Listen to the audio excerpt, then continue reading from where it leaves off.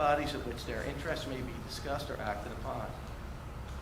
In accordance with this provision of this Act, the Hammonton Board of Education has caused notice of this meeting to be published by having date, time, purpose, and place, therefore published in the Hammonton Gazette and in the Press of Atlantic City, and posted on authorized premises. Roll call, please. Mr. Antonassi is absent. Mrs. Bernardo? Here. Mrs. Burns? Here. Mrs. Fallon? Here. Mr. Lyons? Here. Mr. Pangia is absent. Yes, and I just like for the record, Mr. Antonassi and both Mr. Antonassi and Mr. Pangia will be excused this evening. They're at work and contacted me. Okay. Mrs. Polito? Here. Mr. Palea? Here. Mr. Scipione? Here. Mr. Thomas is absent. Mr. Mento? Present. Let us rise for the flag salute.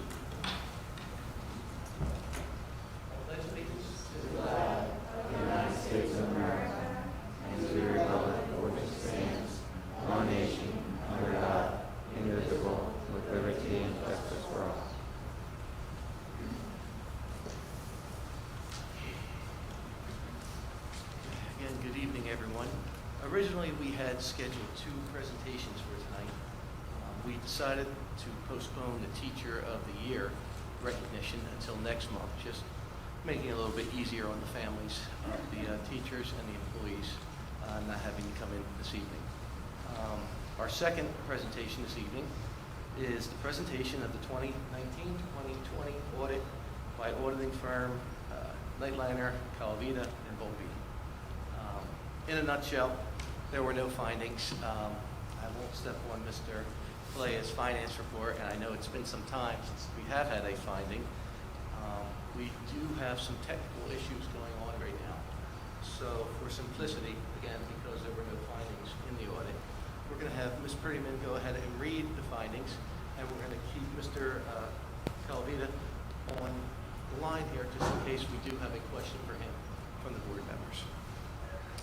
Okay, so board members, each of you have 2 reports in front of you. One is the comprehensive annual financial report for the year ended June 30th, 2020, and the other is the auditor's management report on administrative findings. In the comprehensive annual report on pages 9 and 11 are the opinions of the auditor. It explains to you all of the compliance issues and all of the requirements of auditing standards. There's also 2 other audit reports regarding single audit section, which would be our state and federal funds. They're pages 121 through 124. One of the things that the board is generally most interested in is where we are with our surplus. We're holding our own. On page 74, you'll see that we're still at $9.6 million, but a significant portion of that has been used in the 2021 budget. And of particular interest, something that I ask that you guys keep in mind at all times is that there are 2 state aid payments that we receive after the end of our fiscal year that the state of New Jersey has withheld from us for years and years, and that number has now grown to $1.9 million. So our fiscal year ends, and the state makes those payments after the end of our fiscal year. As the economy is the way that it is, you never know. It's not a prediction. It's just an opinion. You never know what's going to happen with that $1.9 million. So we're very, very conservative here and try to live within our means and keep in mind that that money could be gone at any time. Again, that's just my opinion. In the auditor's management report, there are various areas that the auditors look closely at. They do all kinds of sampling. They look at all of the claims. They look at payroll. They look at all of the federal funds. And we're very pleased to report that, again, this year, there are no audit findings. that is, I believe, the end of my report or the presentation. Does anyone have any questions? And we also have Ray Colavito, our auditor, on Zoom here, if anyone has any questions for him. Board members, do we have questions for Mr. Calavita? Mr. Calavita, do you have anything to add this evening? Only thing I wanted to say, because I tried to look at things ahead of me, your surplus, as Ms. Green said, was stable and it went up, but a lot of it was in the capital area and not normal operations. And of course, you put a lot of that money that you didn't spend along with other funds into the next year's budget. So once you utilize money to fund your next year's budget, you can't spend it twice. So it's something that she keeps close contact and has a presence of mind with all of these numbers as time goes on. So I just wanted to mention that she mentioned surplus, and yes, it went up, but again, a lot of it came in the capital area. Or whatever you saved, you did budget in the next year. And that's an important, it's of importance to me, so I thought I'd convey that. Otherwise, I just wanted to say you have an experienced business office and your staff, even with the pandemic, we just breezed through with normal procedures. We accomplished and completed everything we needed to do, even though the distance was maintained and all the safe issues. So it was a good year, and I want to thank she and her staff for how well my staff is treated. Thank you. Board members, any questions? It's not a question, I just like to give a thank you specifically for your diligence and Can't hear. Okay, that was a compliment to Ms. Prettyman Thank for you. Thank you. her findings. Thank you. The team appreciates that. If I can, real quick, Mr. Metho, it's been over 10 years since we've had any findings on the audit. That's a very attributed to Ms. Prettyman and her department. They do an excellent job. As you see, surplus went up. So, all the no's are checked across the board on the audit. There's no findings at all. So, just kudos to that department, and you're doing a good job in keeping us in good financial shape. Well, I know it's been a full 10 years, but one of the findings was 2 more 20. spent your money so efficiently, you had too much 1 or 2 years in food service costs. Yeah. So you should be commended for squandering your money, but I actually had to put a finding in a couple of years because we exceeded the permitted amount of surplus at the end of the year in food service costs. That isn't the case this year, but I just thought I would mention that. Yeah, that certainly is government for you. And I'm sure that will tie into some of the discussions we have later on this evening. But the funny story about that, I remember when that happened was, I believe it was a year or two before that, we were told that we weren't charging enough for school lunches. They said, you're not charging enough, you have to raise the cost. Well, we said, okay, so we raised the cost, which then turned into more of a surplus. 2 years later, the government then told us, you guys have way too much surplus in your cafeteria fund. You have to do something with it. So ultimately, that did pay for the air conditioning that went into the middle school cafeteria. But yeah, that's how government works for you sometimes. On one hand, it's telling you to do the other thing, that the other hand's trying to get back the other way. But thank you, Mr. Calavito, and we'll let you go for the evening. Appreciate it. Thank you. Bye now, everyone. Goodbye. Thank you. Okay, we will move to the committee reports. I'll start there at the end with Mrs. Veronado, please. Okay, thank you. The Sending Receiving Committee did meet a Zoom meeting. I would ask Mrs. Prettyman to provide us with enrollment numbers of Waterford and Folsom, for both of those districts.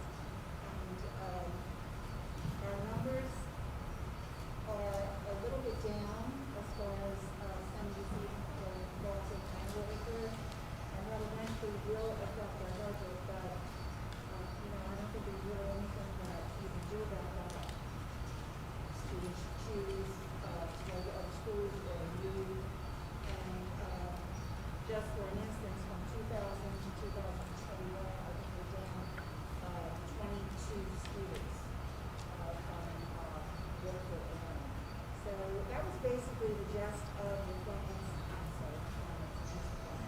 the sending and receiving, and we'll be, meeting to discuss, our relationship with both Whitaker and Carlton as far as curriculum and as far as leaders. But that basically was the gist of that particular meeting. So thank you.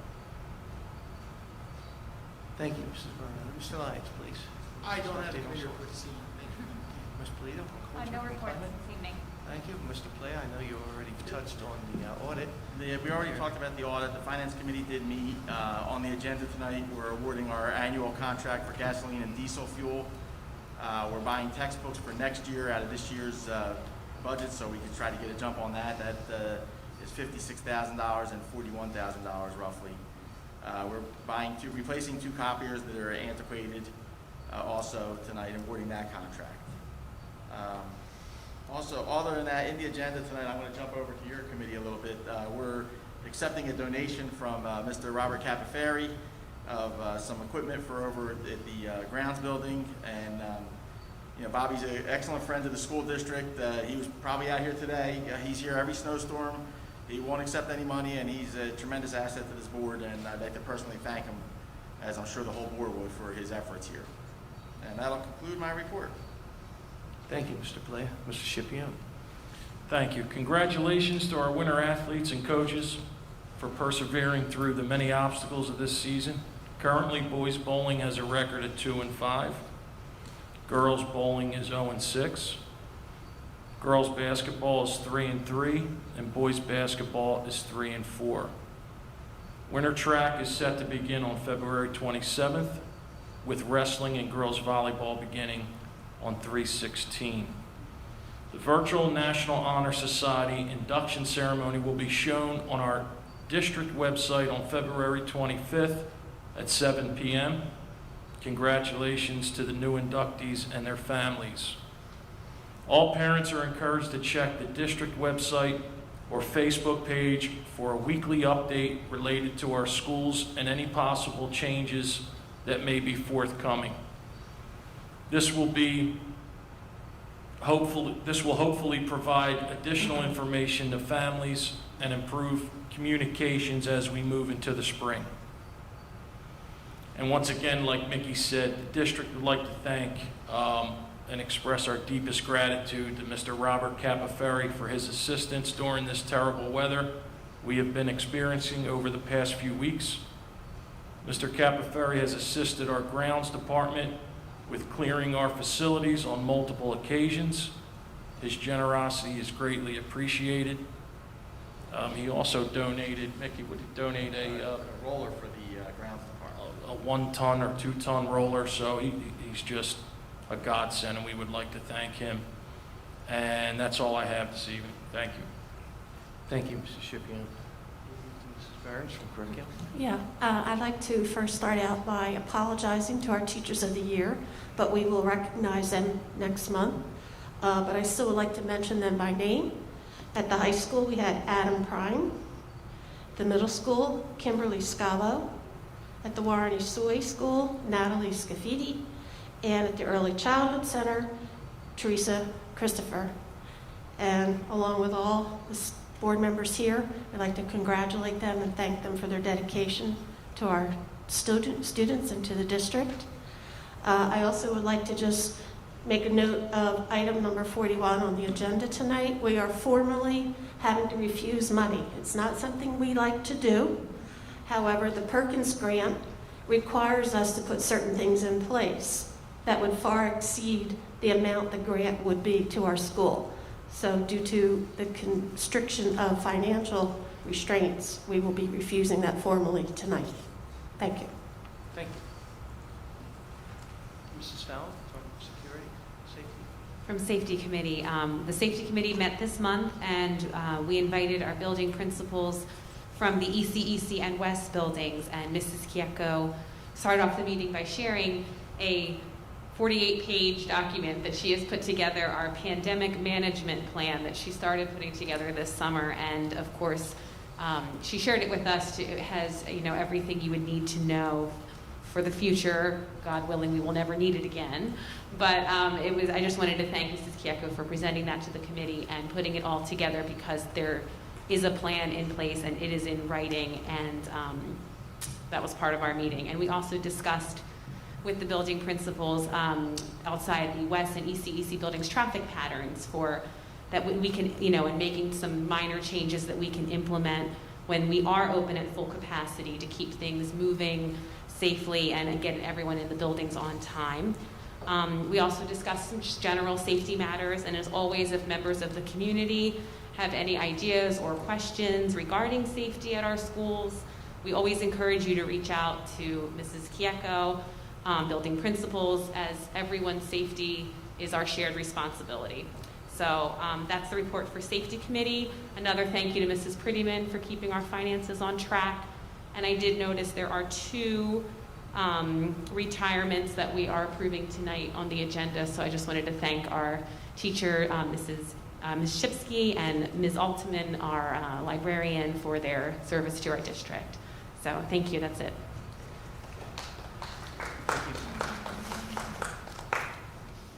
Okay, I'll quickly, for buildings and grounds, I'll give an update. Once again, I want to thank our hardworking maintenance crew for, one, clearing the snow and ice away, particularly around the building this evening so we can have our meeting.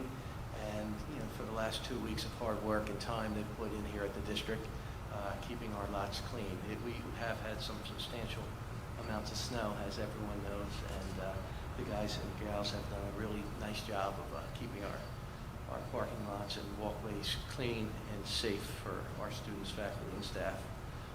Also, on a note for negotiations, we have been in contact trying to set some days with the association. I know they're very anxious to begin the process, but it's not a secret that the district right now financially is not in a good situation. And to start a negotiation process when you don't know what your income's going to be is kind of fruitless. We're hoping that we see some type of increase, although last year we were promised additional funding, and at the last minute we were cut $1.7 million, and we had to make do and pretty much eliminate some of the athletic fields and other things we had wanted to do here around the school just to plug in to keep the lights on and the heat running. So it's our hope, and maybe it's nice seeing a pretty decent-sized crowd here this evening. You can help us help our situation by reaching to Trenton, to the Department of Education, write your state legislators, and let them know that Hammonton School District needs some help. We need to be funded properly. By their own admission, we are some $10–11 million underfunded, and you can do it for so long, but eventually it catches up to you, and you have to ask yourself, when is this going to start affecting the education and our kids? So we hope the state does the right thing with that money. That will conclude my reports. To Ms. Kieko, who has a statement prepared. Thank you, Mr. Mento. I would first like to address some misconceptions related to the statement that our attendance has dropped to 50%. We have noticed over a period of time that students in our hybrid cohorts for the high school and middle school may decide to participate remotely rather than attend in person for that day. This option was provided so that anyone exhibit COVID symptoms could remain at home while still receiving instruction. The number of students participating remotely changes on a daily basis and is what was referenced in our attendance percentage. In order to better meet the needs of our older students, we instituted live streaming in classes for grades 6 through 12 to engage more students. This was possible due to the purchase of new classroom computers to facilitate live streaming. As a result, the number of students that are actively participating daily in their lessons has increased. In addition, students have been able to take advantage of office hours on our remote Wednesdays to receive additional support. The attendance at our elementary schools has remained consistent with pre-COVID attendance rates. As you are aware, on February 12, 2021, the CDC released additional guidance for reopening of schools. Throughout the document, layered mitigation strategies of universal use of masks, physical distancing, hand washing, and respiratory etiquette, cleaning, and contact tracing are essential to delivering safe in-person instruction. Schools providing in-person instruction are to prioritize the use of masks and maximize physical distancing of at least 6 feet. In addition, when case positivity rates are in the moderate to very high range, small groups of cohorting should be used in schools. We should also prioritize students with disabilities who may have related services. This guidance is consistent with our reopening plan that was implemented to open schools in September. while other districts remain closed. Since March, we opened our schools on September 8th. With the exception of a few staff members with health issues, all of our teachers are in our buildings every day. In order to maintain 6 feet of social distancing, our classrooms can only safely hold 12 students on average. The CDC states that physical distancing of at least 6 feet should be maximized to the greatest extent possible. The reasoning behind this is to limit the exposure of individuals related to close contacts. A close contact is defined as being within 6 feet of someone with suspected or known COVID-19 illness for 15 or more minutes during a 24-hour period. In certain situations, it may be difficult to determine whether individuals have met this criterion, and an entire cohort, classroom, or other group may need to be considered exposed. These situations should occur rarely if schools are adhering to social distancing recommendations. We have had no close contacts identified in our school setting when 6 feet of social distancing was followed. Close contacts that were identified were those that did not or could not follow the recommended 6 feet of separation. For example, this occurred when the football team and the coaches were infected.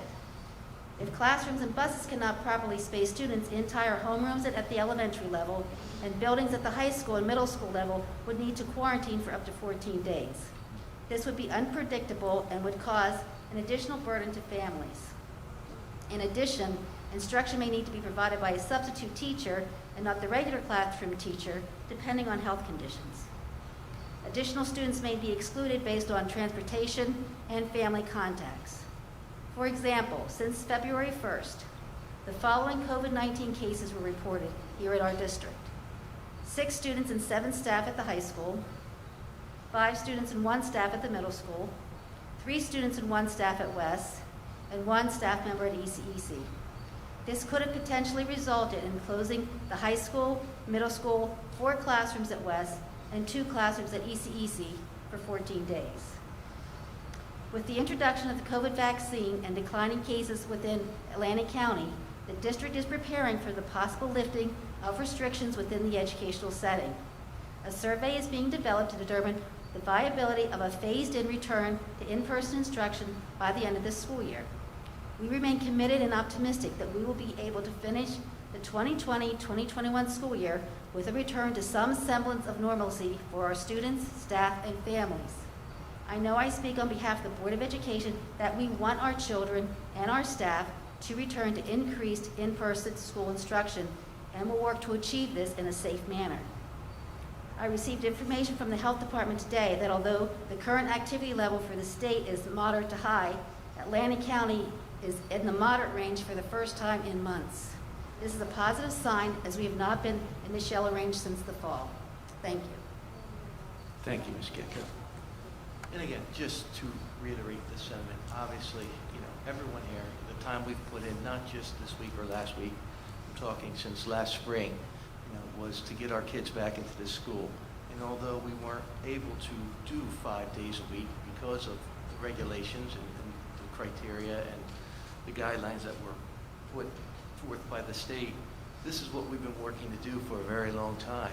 And I know, we live in an era of what have you done for me lately, but if you look back to the beginning of the year, this school district was the first district to bring back in-person services. We were the first one taking in our IEP students for 4 days a week, I believe? 4 days a week. And as we progress, we continue to get better. And I've always been optimistic that, come the 4th marking period, there is a real chance if, today was the big day, finally we're in yellow. And again, these are the facts, I know it's easy to get caught up in what you hear or rumor or hearsay, but the fact is if you're in orange, there are certain things you have to do. When you're in yellow, there are less stringent things you have to do. But nonetheless, these colors, have a meaning, and we have to work with that. And I know it was the county executive who was very quick to sidestep the question about going to school and said it goes back to the home districts, and it absolutely does. It goes back to the home districts with a set of rules, and we're trying to do the best we can to get these kids into our classroom as much as we could in a safe way where, if you didn't understand what Ms. Giecko was saying, if you don't follow the distancing, one ill person, one case shuts down a classroom plus. So what type of continuity would you have if you're having classrooms closing for 2 weeks all the time? You know, that's why we're here. That's the, you know, the opportunity cost, I guess you would say. You know, an opportunity to maybe bring more people in at the cost of losing days. So this is what the board does. I mean, there's not one person here who does not have a child or a grandchild in this district, and every one of us here are working to have our kids, you know, and your kids back into school as quickly and as safely in a timely manner. So with that, I'm going to open up the public portion, the first public portion for the meeting. To be mindful of the weather and the distancing and everything, I'm going to ask everyone to stay within a 3-minute time period, and we'll do our best to get through everyone here who has something to say. So with that, this is the first portion of the public comment. When you come up, please state your name and address into the record, please. My name is Jessica Capella. I am aware I need no introduction since Sam Mento so curtly and candidly said that to me on our not so tasteful phone call last week or so. I do have one question before I go in. I wanted to know, Ms. Kieko, when will the survey go out and what will the questions be? The survey is going to, I'm hopeful by the end of next week, if not that, probably early the following week. The issue is it's got to be set up in a form that also has to be translated into Spanish for our, you know, other populations. And there has to be a position in place so that someone that cannot do it online, because we do have family members that struggle with that we can get a call in so that they could give their information to a specific person to take that information and record it. Because what we had happen with the previous survey is we maybe had not quite 2/3 of the families reply, and for some people they put in multiple forms. So we had 5 things for one child. So, you know, this is too important to kind of, you know, not get everyone's input because it is everyone's district. So until we can get all the logistics, it could be another week to maybe 10 days. I think we need to expedite that. And I think everyone here in favor of making sure it's less than 10 days and potentially by the end of next week could say aye and raise your hand. What will the questions be on the survey? Well, it's going to have to explain what the social distancing means. Because, you know, if you aren't maintaining 6 feet, then anyone within that is going to be considered a close contact, and that's where the quarantining puts in. So you have potential for people to be out for multiple days, where we haven't had to do that because we have maintained social distancing. So I want everyone to understand what that means. And then it's just a matter of, again, we can't just open the doors, because the worst thing we could do is open the doors and then have to shut them down again. It's got to be in a systematic manner. So a phased-in process with certain groups coming in first and then slowly adding to that would be the best and most logical and most scientific and the best way of success to be able to get to that. Because to open the doors will not happen. Okay, well, tonight I want to mainly speak for the vast growing number of parents in this community who need the district to resume 5 days per week in-person education as soon as possible. And pretty much almost everyone here, and we'll show a sample size per se. I know the survey for the general public is what really matters. I'm going to ask the people behind me to show their hands if they agree with everything that I'm going to ask. And I'm speaking for a group of parents in the Hammonton community. We're all in agreement that the request to go back to 5 days should be met by March 1. And I can take questions at the end, but for the sake of time, I want to keep them in the parking lot. I might not be able to answer your questions either. I just want to make that clear because I'm not the expert going through the 100 pages of the directives. The initial step towards the process is definitely, I agree, resurvey the district, but I think the questions have to be tailored to fit what the community's asking for versus the last and the only survey that we received didn't give a picture of what the community wanted because we couldn't select 5 days of in-person instruction. And you do understand the reason why that was omitted was because we Sam, could with not all due offer- respect, I'll Excuse take me. questions after, This- if you you're- don't mind. You're on our time, making a public comment. Actually, I think you're on our time because No, we're the stakeholders. We we're are the also parents. stakeholders. Listen, I get that, Sam, but Okay, I'll tell you what. You have your 3 minutes. Go thank you. ahead. Thanks a bunch. No, go ahead. Take mine, Gus. You have mine. It doesn't work that way. Yeah. You get 3 minutes for comments. So I think the initial Yes, sir. process, let's regroup. Listen, The initial process would be a survey. I think that would be a great start, to survey the district and offer 2 options, full 5 days or fully remote. Everyone in agreement, could you show a sign of hands? Ma'am, if you could just direct your questions directly to the board. Okay. The board has a process, it has a bylaw regarding public comment. It So- requires somebody to be, just let me finish, all right? I'm not going to use this against your time. It requires that the questions be directed specifically to the chair. Chair then makes a determination whether an answer will be given, someone will say, we'll get back to you, someone will suggest that you reach out to the superintendent, and if an answer can be given right at that time, that's the time. But right now is your time to address the board directly for 3 minutes. Thank you. I'll continue, please, uninterrupted. All the actionable items necessary to facilitate the reopen should be publicly announced, along with the transparent progress to the general public through the weekly correspondence posted on the district webpage and mailed to the parents and the students from the superintendent. I think that gives an opportunity for all people who aren't on the internet to see what's going on. I understand that this task sounds daunting, and I realize that many may be confused how it's possible with the 6-foot social distancing. Today, I want to share with everyone here that none of the CDC guidelines for schools mandate a non-negotiable 6 foot. Yes, we are here to challenge the district's interpretation of the CDC guidelines, and we have copies of the CDC classroom setup guide. I also highlighted the words 6 feet when feasible, 6 feet if possible, and then also in the most recent, it says to the greatest extent possible. That was in the most recent CDC release.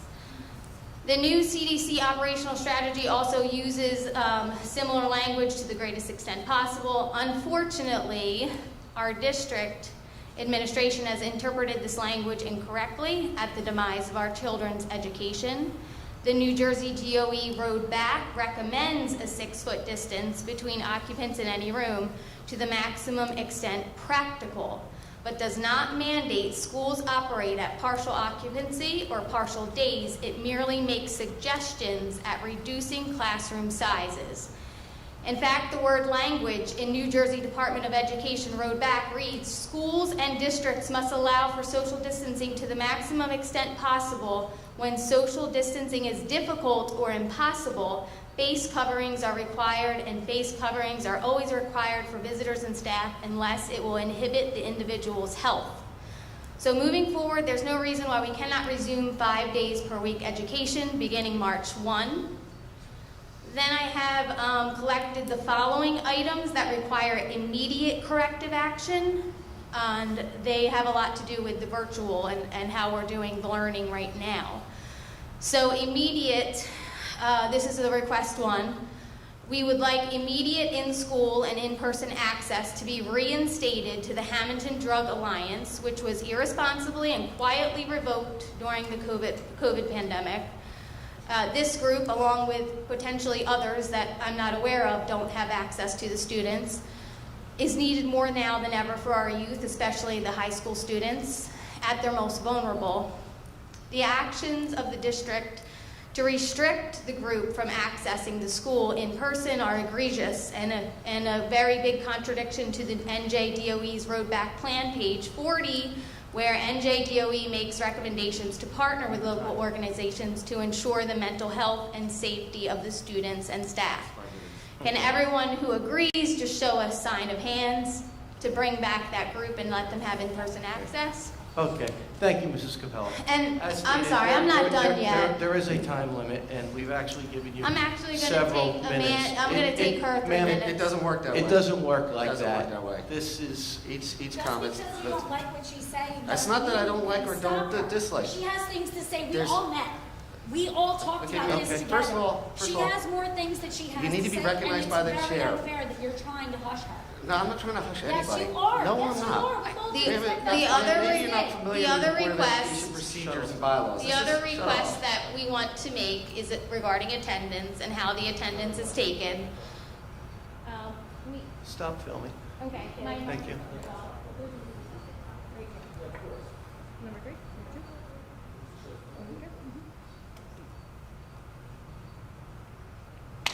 Hi, Hi, please state your name and address for the record, please. Caitlin Collins, address is and home address. I couldn't hear. I'm sorry, am I at my physical address? I couldn't hear either word, your name or your address, yes. Caitlin Collins, 739 South Egg Harbor Road, Hammonton, New Jersey. Thank you. I'm going to start off by reading this. I didn't have anything planned, so here's where I am. In accordance to the NJDOE Road Back to Directives, page 53 under attendance, which states consideration to schedules must offer flexible solutions in attendance monitoring based on parents' work schedules, some students may be engaging in learning in the evening. Since Hammonton has never recognized the needs of working parents throughout the pandemic and to date does not provide opportunities for virtual learning in the evening, we demand complete overhaul of attendance portal and protocol, which is due at 9 a.m. when most parents are entering work. Moving forward and immediately, we demand remote/virtual attendance can be submitted and counted within a 24-hour window of the calendar day, and all assessments due shall be counted so long as they are submitted within the calendar day.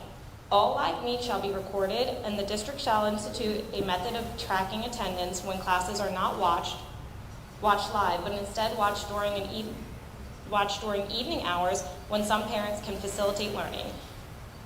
All in favor, raise your hands. Moving on. The number 3 states, begin surveying the district staff's decisions to vaccine so the district can strategize and provide vaccine clinics or resources to staff who receive the vaccine. The survey can also shed light on any potential preparations the district may have to make regarding the staffing turnover due to the COVID fear-related departments or evolving and unpredictable DOH vaccine mandates. Stakeholders will receive a copy of the survey, and the survey results will be publicly posted. All in favor, raise your hand. In summary, these small asks that now seem impossible due to the negative climate that has risen in the community from prolonged miscommunications or lack thereof from the district. There is also a theme that at hand that speaking up for reopen and renormalization may invite social reputation, or as some parents have said to me, retaliation on my kid. As a community, we need to come to terms with COVID and the fact that it will always be here. We need to recall the mission and give opportunity for people who need education to commence, while also respecting the wishes of those who want to remain in isolation and allow them to do so with 100% virtual learning. Regardless of your position, we cannot undo the damage already done, but we can get out of this holding pattern and back to normal much faster than we are, and with communication and open minds leading the way. Thank you, and thank you for the parents who were brave enough to come out tonight. I hope you know how much you are appreciated by many parents, grandparents, students, and even district teachers watching from home who were fearful of revealing their position on this matter. There's my 3 minutes. Thank you.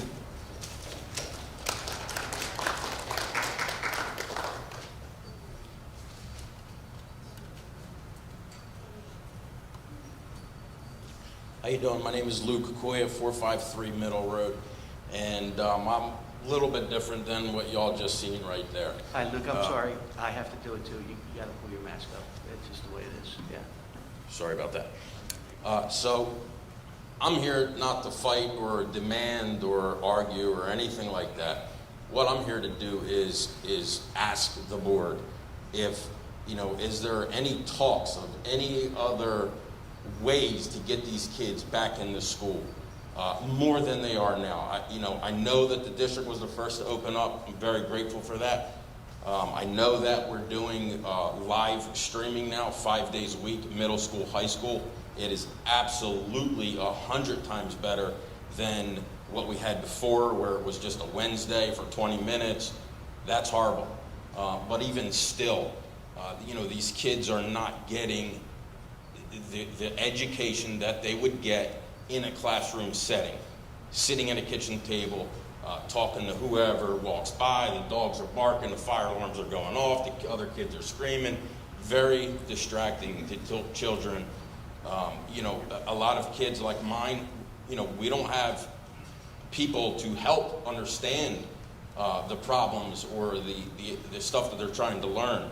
That's why we rely on teachers. And in defense for the teachers, and I'd like to clarify a comment that some people may have taken out of context that I put on Facebook. When I refer to teachers, Hammonton has the best teachers in the nation, I feel. There's people that move to this town because of the school district. There's people that lie and say they live in this town to come to the school district. We all know that. We all know that. Okay? So I'm not grouping, when I say something, every single teacher or employee or board member that works for Hammonton. Okay? For example, the George Floyd incident. A bad cop made a lot of bad cops, what people think. That's not the case. I'm not putting all of the teachers into one group.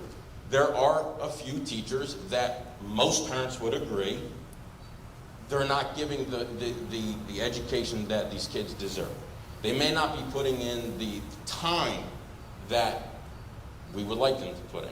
So with that being said, did anybody, I know you guys are sending a survey to the parents, but what about the teachers? Because again, we have a lot of very intelligent teachers.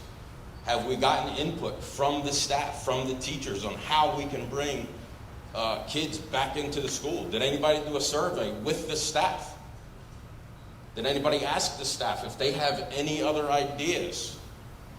Maybe we can bring in half the students for half a day, the other half for another half a day. Instead of the students changing classes, maybe the students can stay in one classroom and the teachers can change classes. I don't know, it's just a suggestion. Again, I'm not here to fight, I'm here to, is there anything that us as parents in a community can do to help? Can we build walls in between the kids, whatever, anything. But until tonight with Ms. Chiacchio's letter that she read off, I'm sure in preparation for all of us being here, we haven't heard anything about how we're going to try to get the kids back into the school, which is where they need to be. And I think everybody here, has already agreed to that. You got seniors that are missing class trips and proms and hops and, these things, they'll never get back, these kids, never. I understand what Ms. Chiacchio is saying about if a student is sick, we're going to have to shut a class down for, 14 days. Well, I think it's 10 days now, not 14. And you have the same situation whether you have 6 kids in that classroom or 26 kids in that classroom. If one is sick, you're shutting the class down. Correct me if I'm wrong. No, that's what we're saying. If we follow the 6-foot separation policy, then they would not be considered a close contact. Therefore, we would not have to close the entire school classroom down.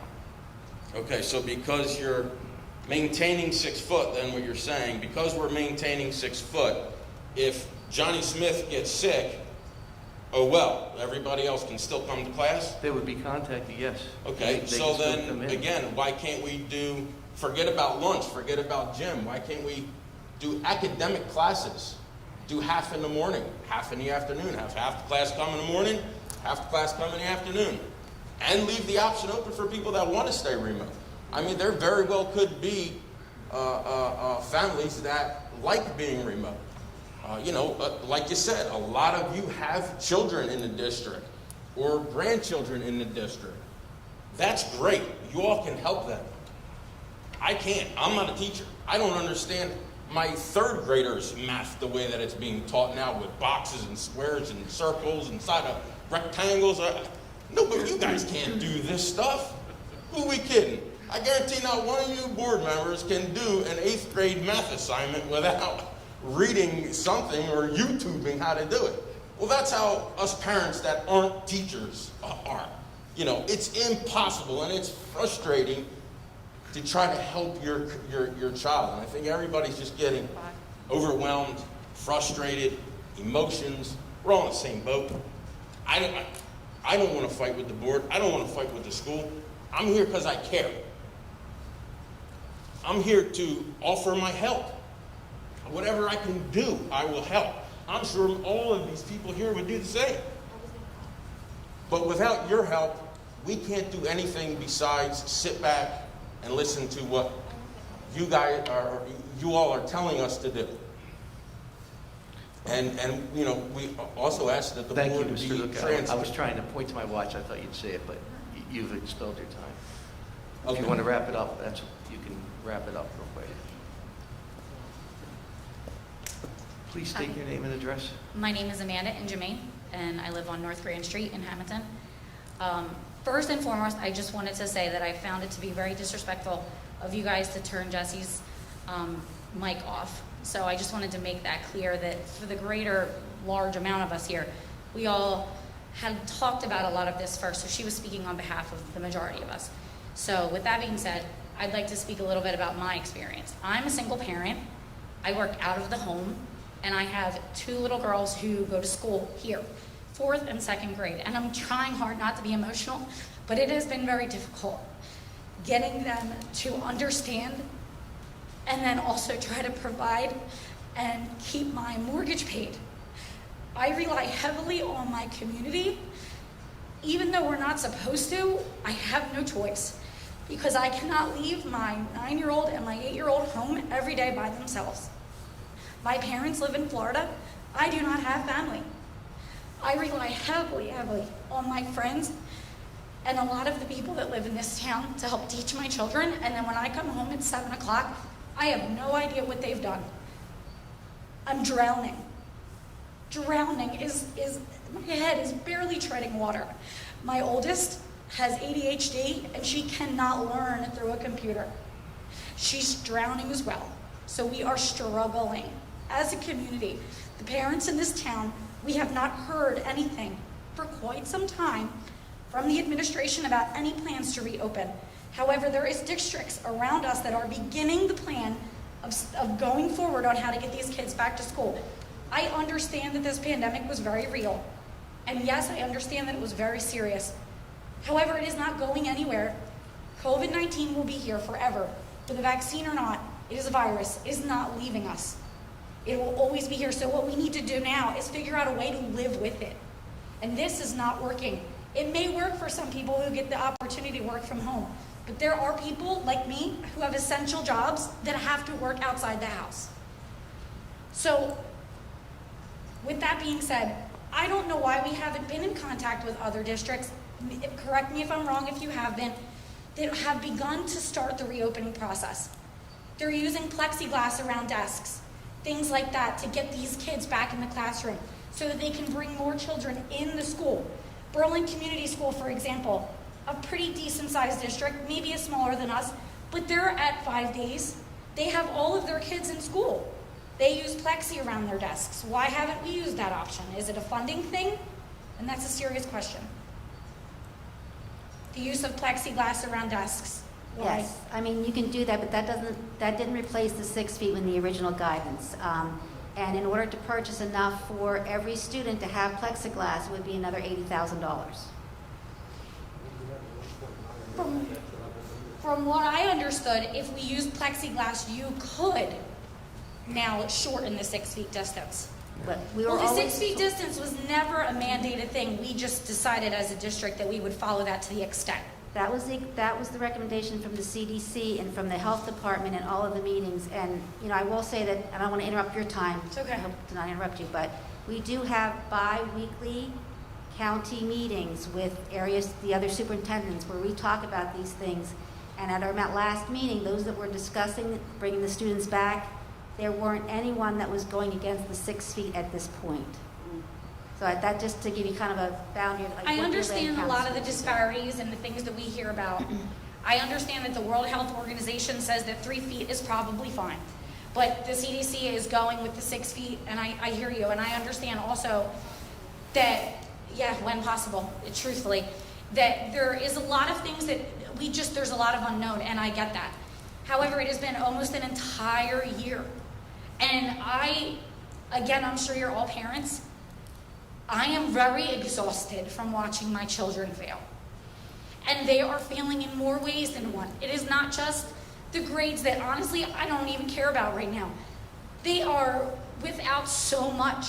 And my oldest, with her attention deficit disorder, would be reaping benefits in school if she had that, and she doesn't.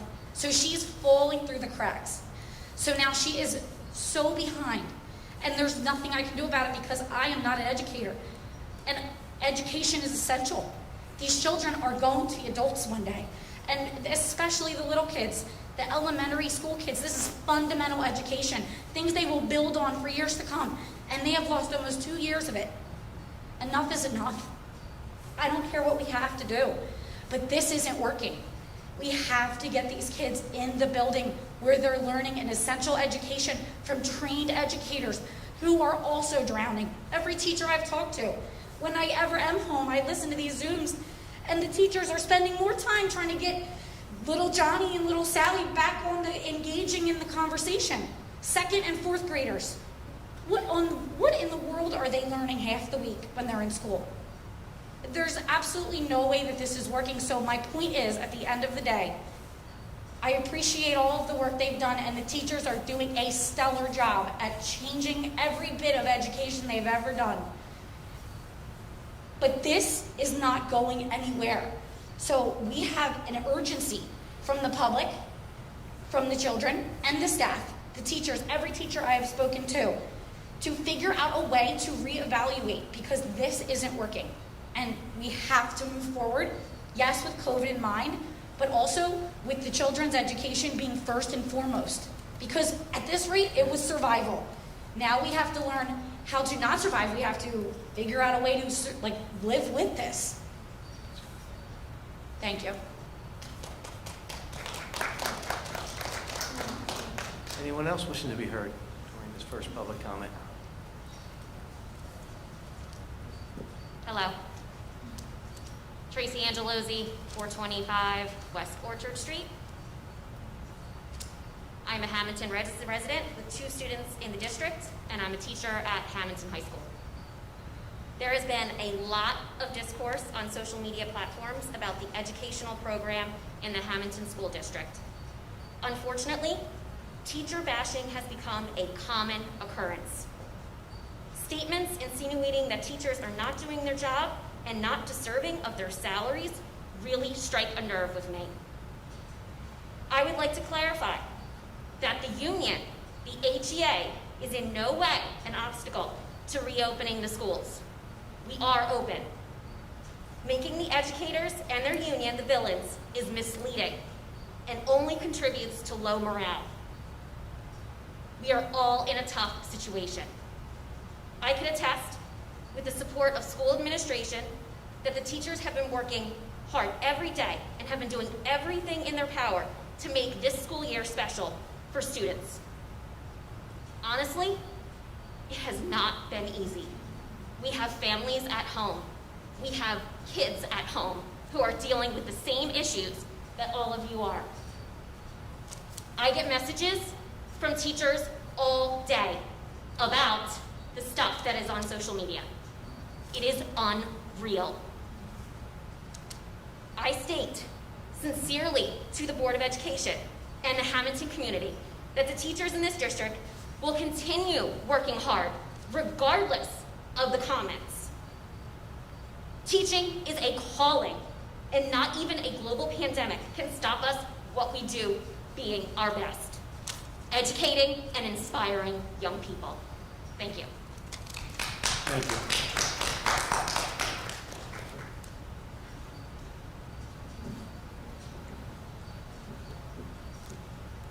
Hello, I'm Heather Lombardo, 480 Walnut Street.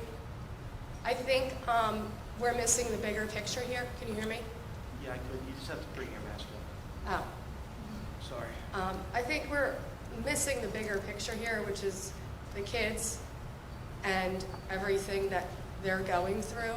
There's absolutely no reason they should not be in school for 5 days. You have private schools, you have charter schools, you now have, excuse me, schools in Buena, Linwood, all opening up for 5 full days. So I don't understand what the dilemma is with going around in circles.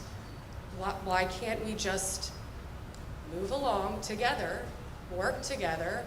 I didn't know, I'm sorry about the teacher bashing. I don't think that's right in any way, because I moved here a year ago, and right when we moved, I have 3 kids in this district. They didn't get to meet friends or anything yet. It's not a woe is me, but it's the reality of it, and they should be in school. So, I mean, we could do fundraisers if we needed to get the shields, the protective, whatever, like extended measures that you want to meet, we could do that. Like, we're willing to work together to get these kids back in school, because not only do they need that for their education, but for their social well-being. I have a daughter who is struggling to read. So now when she gets back into school, and we have the children who are paying their education, their parents are paying their education for a private school, who are getting the additional education, there's going to be a time where we're going to have a large portion of children that are behind. And that's not okay. And that it's not fair for them. They don't deserve that. There's absolutely no reason we cannot work together and get them back in 5 full days. And I don't understand why it's like a question, like why we're arguing and going back and forth about it and trying to be like, well, the CDC said this or this requirement. Like, no, like let's just do what we have to do for them. They deserve it. And I think everyone here agrees that they deserve this. If I'm wrong, tell me, but I honestly don't think I am. I just think that's best for the kids. And I'd appreciate the same respect that I give to everyone and the teachers here to at least give us the opportunity of the survey for, either, have the parents, if they want to do all remote, like, okay, but give us the option to choose if we're comfortable with the 5 full days. I think that's the least we could do at this time. Thank you.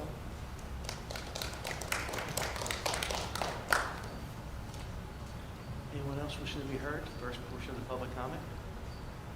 Seeing no one else, I'm going to close this portion. We'll now move to the business end of the meeting.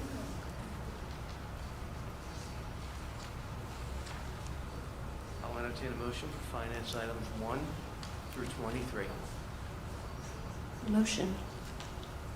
Motion by Mrs. Burns. Second. Seconded by Mrs. Polito. Discussion? Roll call, please. Mrs. Coronado? Yes. Mrs. Burns? Yes. Mrs. Fallon? Yes. Mr. Lyons? Yes. Mrs. Polito? Yes. Mr. Palea? Yes, with recusal on item number 12. Mr. Schipione? Yes. Mr. Mento? Yes. Motion's carried.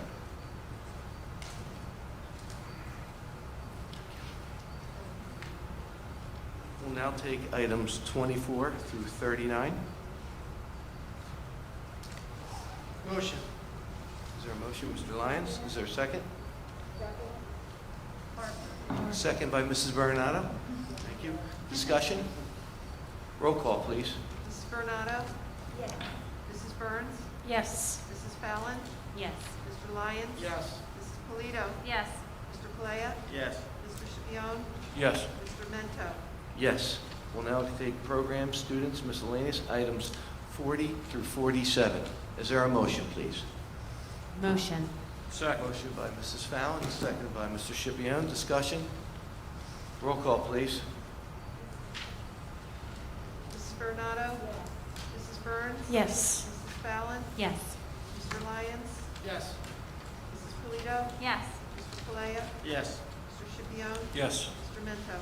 Yes, motion carries.